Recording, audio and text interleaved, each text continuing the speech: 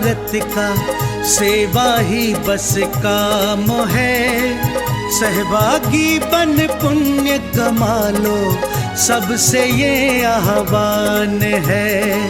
प्रणम्य सागर गुरु महाराज की सोच का ये परिणाम है।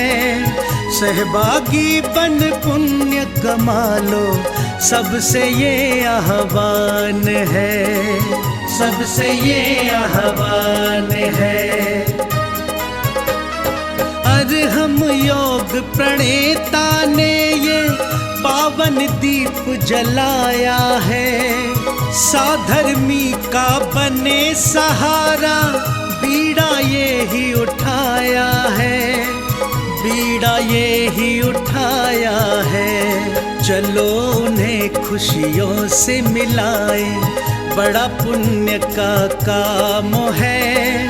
सहभागी बन पुण्य कमा लो, सबसे ये आह्वान है, सबसे ये आह्वान है।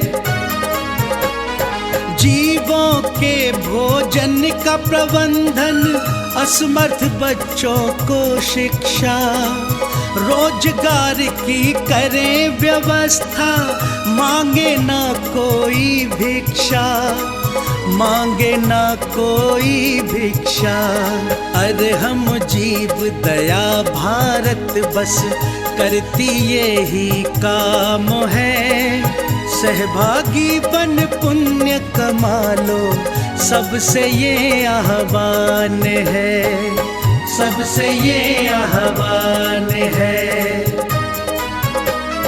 गाय धरा पे रहे सुरक्षित, गौशाला है बनवाई। जीव जंतु की भोज व्यवस्था सुंदर रूप से करवाई, सुंदर रूप से करवाई। साधर्मी भूखा ना सोए, रखना सबका ध्यान है।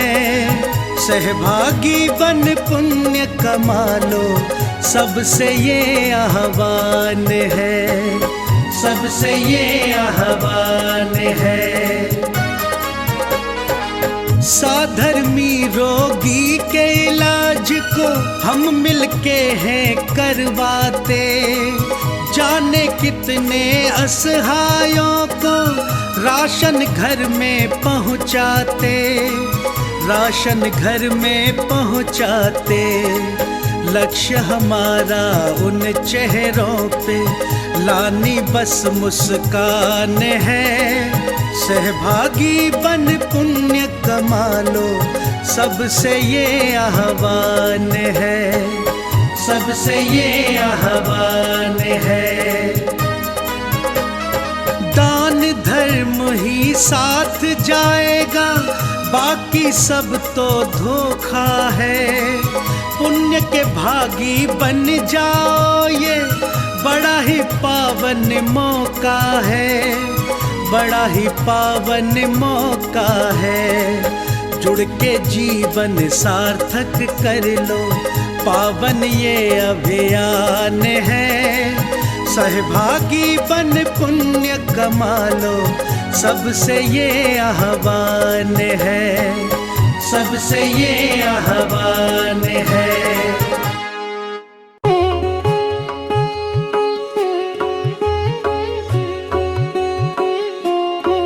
यह आचार्य नेमिचंद्र सिद्धांति देव विरचित द्रव्य संग्रह नाम का एक छोटा सा ग्रंथ है, जिसमें 6 द्रव्य 7 तत्वों का अंत में ध्यान आदि का अच्छा वर्णन है।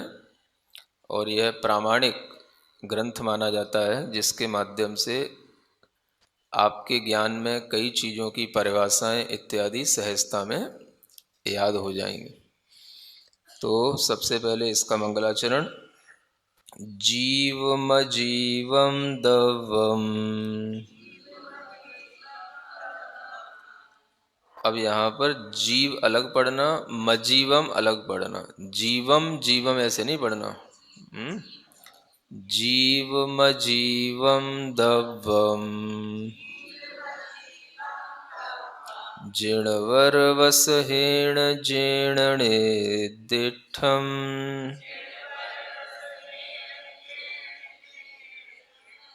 जिणवर वसहेण जीर्णने दिठम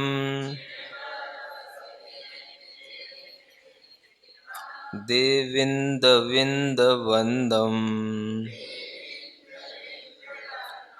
वंदे तम सर्वदा शिरसा।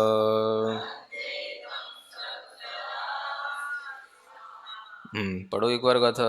जीवम जीवम दवम जिणवर वसहेण जीर्णने दिठम देविंद विंद वंदम वंदे तम सर्वदा शिरसा। यह हो गया। अब इसमें मंगलाचरण में क्या कहा जा रहा है वो थोड़ा सा अर्थ ये जानना जरूरी है। और जो लोग प्राकृत पढ़ लिए हैं तो उन्हें अब इन गाथाओं का आनंद लेना चाहिए, है ना। उन्हें गाथाएं पढ़ने में आनंद आने लग जाता है जिन्हें प्राकृत पढ़ना आ जाता है। और प्राकृत पढ़ने के बाद में अगर कोई छोटा सा ग्रंथ है पढ़ने लायक तो वो सबसे पहला ग्रंथ श्रावकों के लिए विशेष रूप से यह द्रव्य संग्रह ही है। जीव मजीवम दब्बम।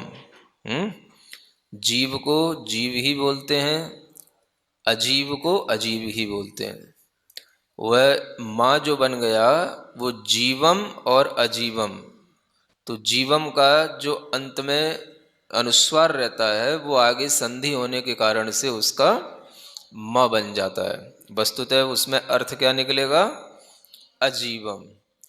तो प्राकृत में जीव को जीव ही बोलते हैं, अजीव को अजीव ही बोलते हैं। दव्वम, दव्वम माने द्रव्य। प्राकृत में इन शब्दों को जानते रहना कि कौन से शब्द को प्राकृत में क्या बोलते हैं। द्रव्य को क्या बोलते हैं? दव्वम। और ये द्रव्य शब्द नपुंसक लिंग का है, इसलिए क्या लिखा है? दव्वम, है ना। इसी के कारण से जीवम अजीवम ऐसा लिखना पड़ा। लेकिन जीव और अजीव वैसे देखा जाए तो ये पुल्लिंग के शब्द हैं, लेकिन द्रव्य के विशेषण होने के कारण से इनको जीवम अजीवम ऐसा लिखा है। जीर्णवर वसहेण जीर्ण निदिठम, है ना। जीर्ण, ये जीर्ण क्या आ गया? ये ज, है ना। तेण बनता था तृतीया के एक वचन में। हाँ, जिन जिन जिनवर वृषभ ने, जीर्ण जिनवर वसहेण, जिन जिनवर वृषभ ने। तो जिनवर वृषभ का मतलब हो गया जिन वरों में भी जो वृषभ माने श्रेष्ठ होते हैं। कोई यहाँ पर आदिनाथ भगवान का मतलब निकालते हैं, ऐसा कुछ नहीं है। जिन वरों में भी जो श्रेष्ठ हैं। तो सामान्य से जिन कहा जाता है को एक तरह से अगर देखा जाए तो एक देश जिन चौथे गुण स्थान से कहना प्रारंभ हो जाता है। क्योंकि उसने कुछ जीत लिया। जिसने मिथ्यात्व जीत लिया, अनंतानुबंधी कसाय जीत ली, तो वो एक देश माने थोड़ा जिन हो जाता है। मुनि महाराज होने गए छठवें सातवें गुण स्थान में तो उनको जिन संज्ञा मिल जाती है। फिर जिनों में भी जो वर, वर माने श्रेष्ठ होते हैं, उनको जिनवर कहते हैं। ऐसे गणधर आदि परमेष्ठी को जिनवर कहा जाता है।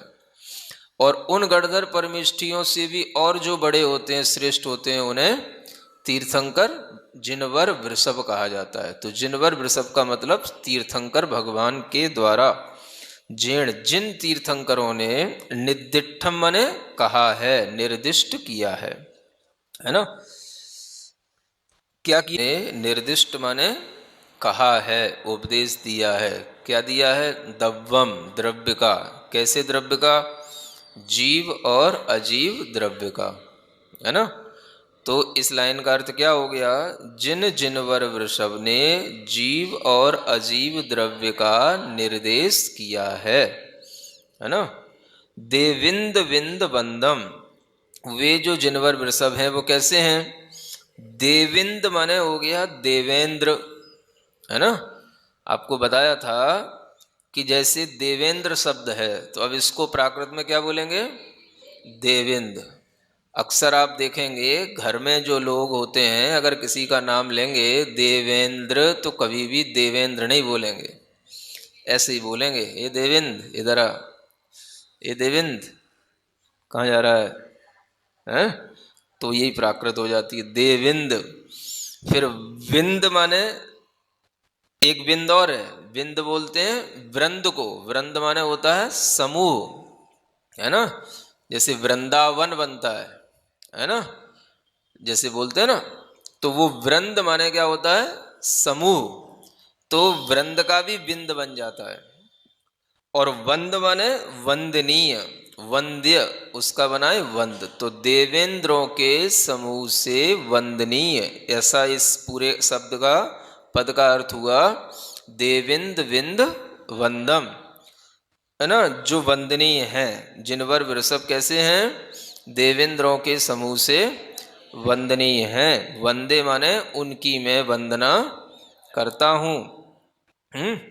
तम माने उनकी, वंदे तम। सर्वदा माने सर्वदा हमेशा।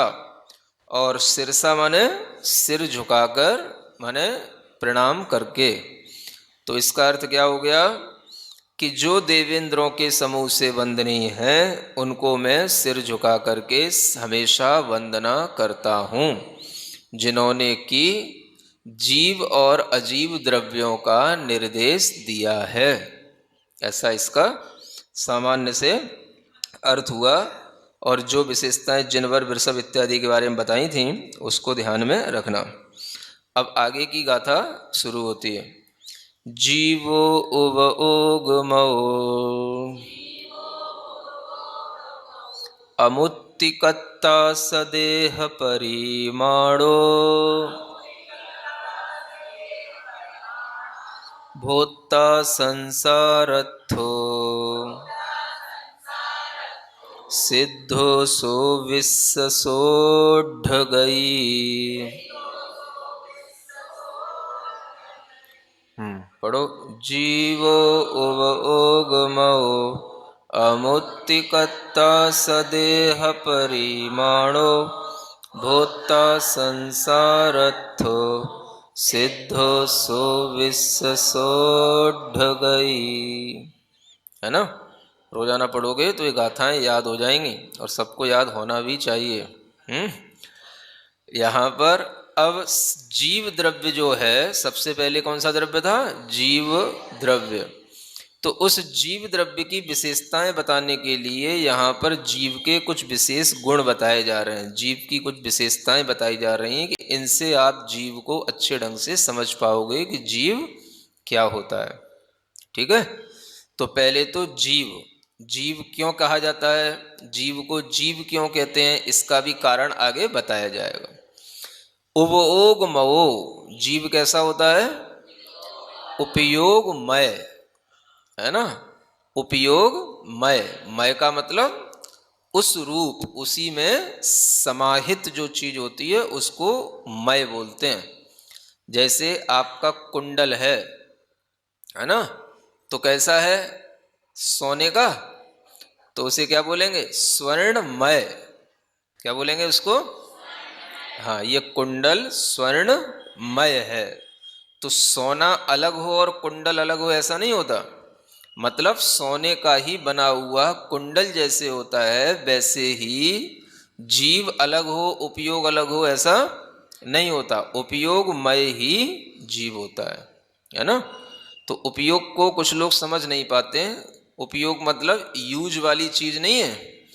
उपयोग का मतलब होता है जो हमेशा अपने अंदर ज्ञान और दर्शन की क्रिया करता रहता है उसे उपयोग कहते हैं। ज्ञान की क्रिया मतलब जानना और दर्शन की क्रिया माने देखना।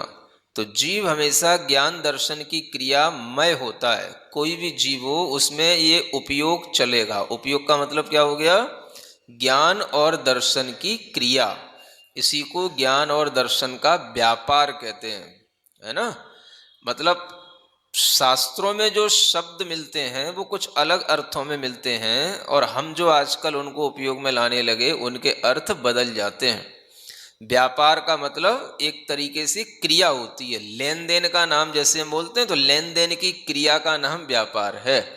तो इसी तरीके से ज्ञान दर्शन की क्रिया, ज्ञान दर्शन का व्यापार, उसको उपयोग कहते हैं। ये जानना है ना। उपयोग का मतलब यूजलेस और यूजफुल नहीं समझना। उपयोग माने ज्ञान दर्शन की क्रिया, है ना। The act of knowing and the act of seeing. Seeing, समझ आ रहा है? इसको बोलते हैं उपयोग। तो जीव हमेशा उपयोगमय होता है। अमुत्ति, अमुत्ति का मतलब होता है अमूर्तिक। जीव कैसा होता है? अमूर्तिक। अब अमूर्तिक क्या होता है, ये सब आगे डिटेल इसकी आएगी। कत्ता, कत्ता माने कर्ता, कर्ता को प्राकृत में कत्ता। सदेह परिमाणो, स माने स्व, स्वदेह के परिमाण माने उतने ही प्रमाण, उतने ही देह के बराबर होता है। अपनी स्वदेह के बराबर ही जीव होता है। सदेह परिमाण का मतलब अपनी देह के प्रमाण वाला। भोक्ता यानी भोक्ता होता है, भोगने वाला, भोक्ता कहलाता है। संसारस्थो, संसारस्थ, इसका प्राकृत बना संसारस्थो माने संसार में स्थित होता है। सिद्धो, और वह सिद्ध होता है। सो माने वह, विश्व सोड गई। इसमें दो शब्द हैं, विश्वसा प्लस उड गई। विश्वसा यह एक अव्यय है। अव्यय समझ गए ना अब तो? यदा कदा जदा तदा ऐसा बोलते थे, उसी तरीके से विश्वसा माने होता है स्वभाव से। विश्वसा माने स्वभाव से। उड गई, उड गई माने ऊर्ध्व गति वाला होता है। जीव स्वभाव से कैसा होता है? ऊर्ध्व गमन करने वाला। ऊर्ध्व माने टू गो अपवर्ड ऑलवेज, उसको बोलते हैं ऊर्ध्व गति स्वभाव वाला। तो जीव का ये स्वभाव होता है। तो यहाँ पर ये जीव की विशेषताएं भी बताई गई, और एक तरीके से ये जीव के बारे में बताने के लिए ये सबसे पहला, यानी कहना चाहिए जैसे आप लोग कोई वेबसाइट तैयार करते हैं तो सबसे पहले एक ऊपर एक पेज बनाते हैं ना, क्या बोलते हैं उसको? होम पेज है। हाँ, तो जिस पर आपको लिखा मिलेगा ये है, वीडियो हैं, ऑडियो हैं, बुक्स हैं, समझ आ रहा है, और भी नॉलेज की चीज़ें हैं, व्यू हैं, फैक्ट्स हैं, ये जो तमाम चीज़ें। अब आप उनमें से एक एक को क्लिक करते जाओ तो उसमें आपको उसकी डिटेल मिलती चली जाए। तो इसी को ऐसा समझना, समझ आ रहा है? जीव के बारे में जानने के लिए ये पहले एक होम पेज बन गया, समझ आ रहा है? कितनी इसमें चीजें हैं।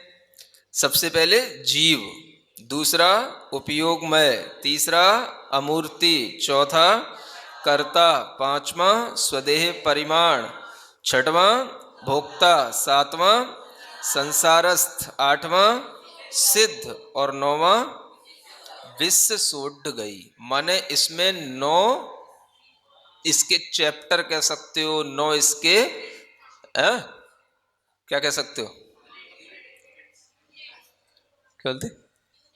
यूनिट 9। हाँ, तो एक एक चीज को समझाने के लिए आगे अलग अलग गाथाएं आएंगी। ऐसा भी होगा एक चीज को समझाने के लिए 3 गाथा भी लग जाएं, और ऐसा भी होगा कि एक गाथा में 2 चीजें समझा दी जाएं। समझ आ रहा है? तो कुछ भी हो सकता है, लेकिन समझाया जाएगा आपको हर चीज, ठीक है ना। तो अपने को जीव के बारे में 9 चीज समझना है ना। 9 यूनिट हैं ये, जिससे अपन जीव की पूरी जानकारी अपने को मिल जाती है। समझ आ गया क्या? अब बोलो, जीव माने जीव, उपयोगमय माने उपयोगमय, बोलो अमुत्ति माने कत्ता माने सदेह परिमाणो, स्वदेह प्रमाण, ऐसा उसका बिल्कुल जो की त्यों हिंदी, स्वदेह प्रमाण। भोक्ता संसारत्थो, संसार में स्थित, सिद्धो और विश्व सा उड्ड गई, विश्व सोड्ड गई, ऐसा मिला करके बन गया, स्वभाव से ऊर्ध्वगति। बस ये 9 बातें जीव के बारे में जानना। ठीक है, अब एक एक बात को समझाने के लिए आगे की गाथा आ रही है। तो सबसे पहले अब हम क्या सीखेंगे? जीव के बारे में जानेंगे। तिक्काले चदुपाणा इंद्रिय बल माऊ आण पाणोय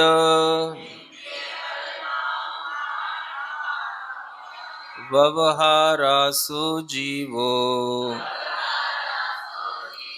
निश्चय नैदो दुचेदना जस।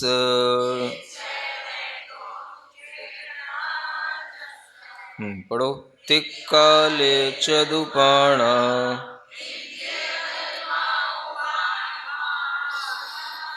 व्यवहारासो जीवो निश्चय नैदो दुचेदना जस।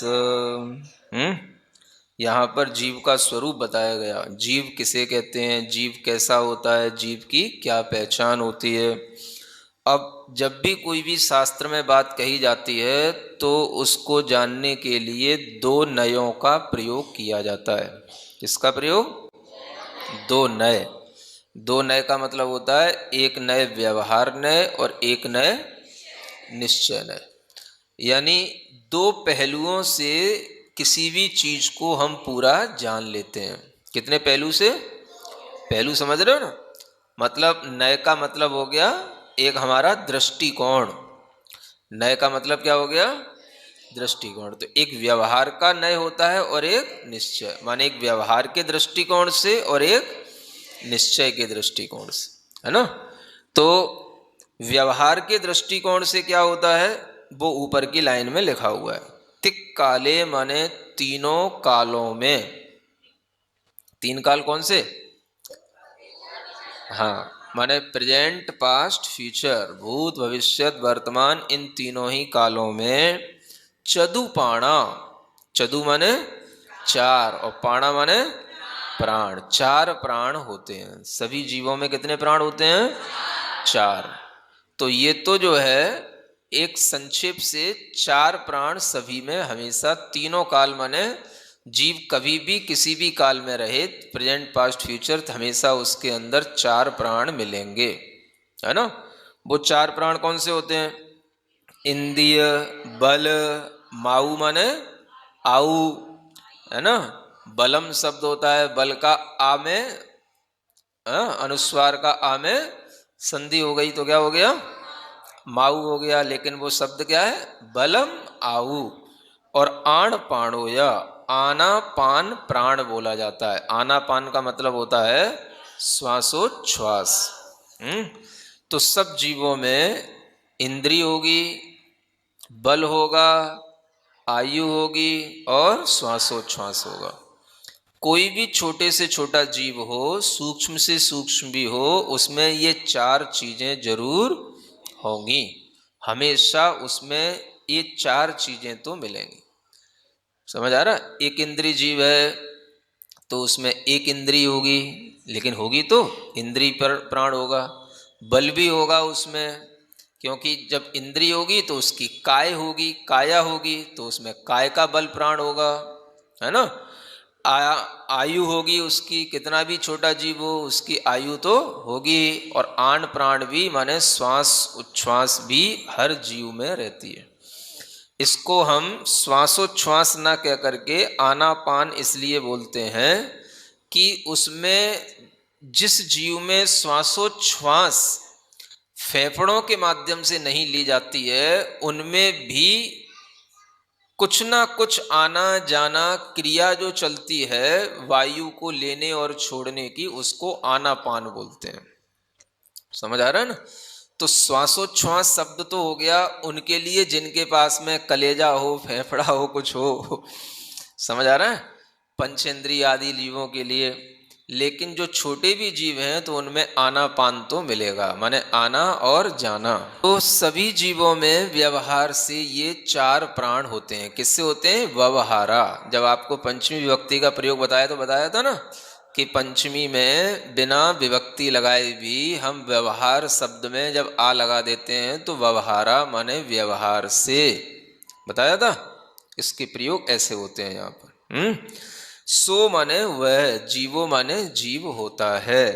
तो व्यवहार से वह जीव होता है। कौन? जिसमें 4 प्राण हमेशा पाए जाएं। कौन से 4 प्राण? इंद्रिय प्राण, बल प्राण, आयु प्राण और श्वासोच्छ्वास प्राण। निश्चय नय दो, है ना। निश्चय नय दो माने निश्चय नय से, दू माने तो, तू। चेदना, चेदना माने चेतना, जस माने जिसकी, है जिसकी निश्चय नय से तो चेतना ही होती है। माने निश्चय नय से तो जिसके चेतना प्राण ही होता है। व्यवहार नय से ये 4 प्राण होते हैं और निश्चय नय से उसकी चेतना ही उसका सबसे बड़ा प्राण है ना। तो चेतना जो है वो निश्चय से प्राण है।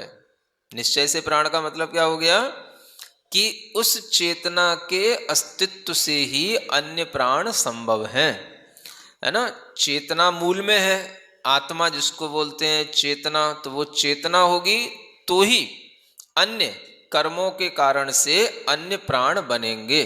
तो निश्चय प्राण क्या हो गया? चेतना। और अन्य जो प्राण हो गए जिनमें पुद्गलों का संयोग हो गया, इसलिए वो हो गए व्यवहार से प्राण। तो ऐसा भी समझ सकते हैं, निश्चय और व्यवहार में अंतर हर छोटे से छोटे बच्चे को भी समझ में आना चाहिए। निश्चय माने एक ऐसी चीज की ओर दृष्टि ले जाना जिसमें किसी की मिलावट ना हो, है ना, जिसमें कोई दूसरे चीज की का कोई संपर्क ना हो। समझ आ रहा है? उसको देखना ये हो गया निश्चय से। और व्यवहार से क्या? उसको मिले जुले रूप में देखना, ये कहलाएगा व्यवहार से। क्या समझ आ रहा है? नहीं आ रहा है? निश्चय का मतलब किसी भी चीज की ओरिजिनल क्या वैल्यू या ओरिजिनल मैटर देखना है। एग्जाम्पल दे दें, देखो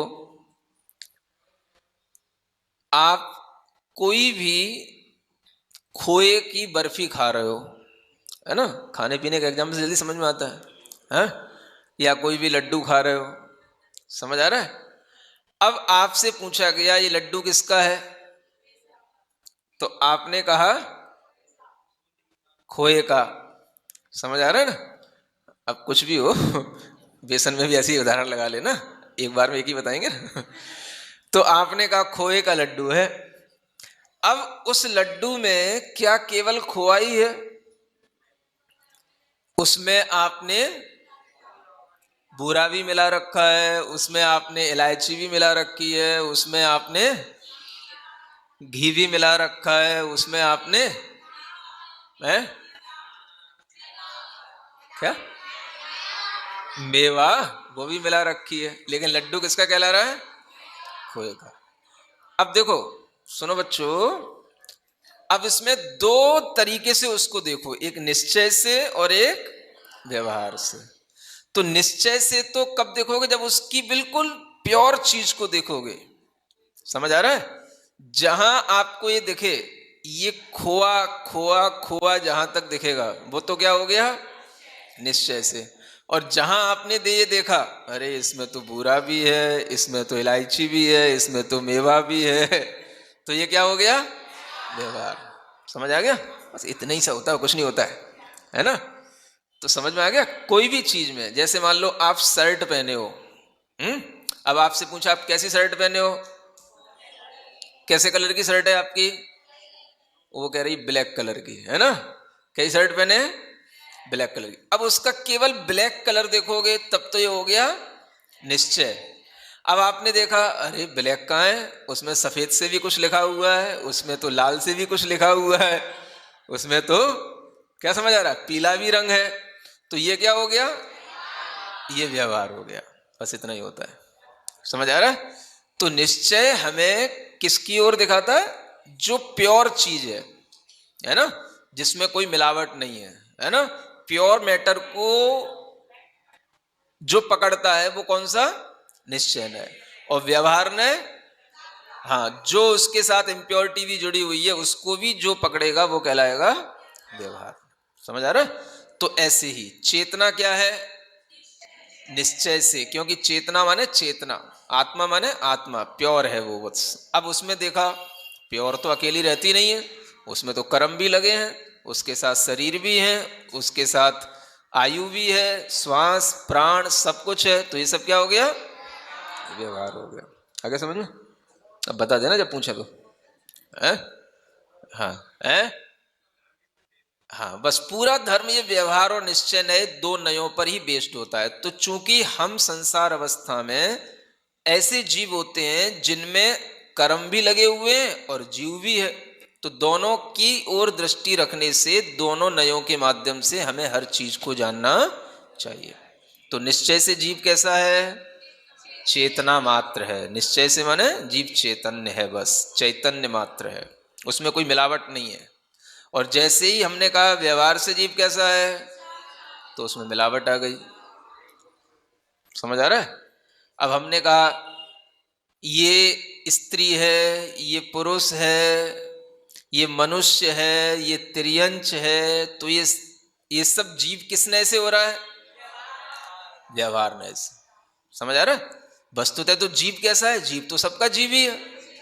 तो जो लोग इन नयों को नहीं जानते हैं उन्हें तरह तरह के कंफ्यूजन पैदा होते हैं। वो कहते हैं जब जीव सब जीव ही हैं तो फिर आप ऐसा क्यों कहते हो ये स्त्री है ये पुरुष है। समझ आ रहा है। तो ये हम क्यों कहते हैं, ये व्यवहार से कहते हैं। व्यवहार से स्त्री है तो स्त्री रूप में है, पुरुष है तो पुरुष, मनुष्य है तो मनुष्य गति का है, त्रियंच है तो त्रियंच गति। समझ आ रहा है। और निश्चय से तो जीव जीव है, सब जीव एक जैसा है। ठीक है। तो निश्चय से हम कैसे हैं, जीव माने चेतना आत्मा। आ रहा समझ में, ठीक है, कठिन तो नहीं है। अब छोटा सा बच्चा है वो भी समझ रहा है, समझ आ रहा है। तो ये ध्यान में रखना है। अब इसकी थोड़ी सी डिटेलिंग की जाती है, थोड़ा सा इसका डिटेल समझने का है। इंद्री, अब वैसे मूल में तो प्राण कितने हो गए, 4। मूल माने, हाँ, व्यवहार नए से प्राण मूल माने जिनके अभी हमने और कोई डिवीजन नहीं किए हैं। तो प्राण कितने हैं, 4। अब हम खुद डिवीजन करेंगे उसके तो वो टोटल हो जाते हैं 10 प्रकार के। कितने हो जाते हैं, तो कैसे हो जाते हैं 10। इंद्रियां हम विभाजित करेंगे तो इंद्रियां कितनी होती हैं, 5। बल विभाजित करेंगे तो कितने हो जाएंगे, बल 3 प्रकार के होते हैं, है ना। 5 इंद्रियां कौन कौन सी,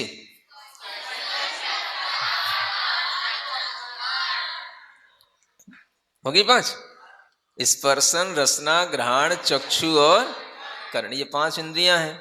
समझ आ रहा है।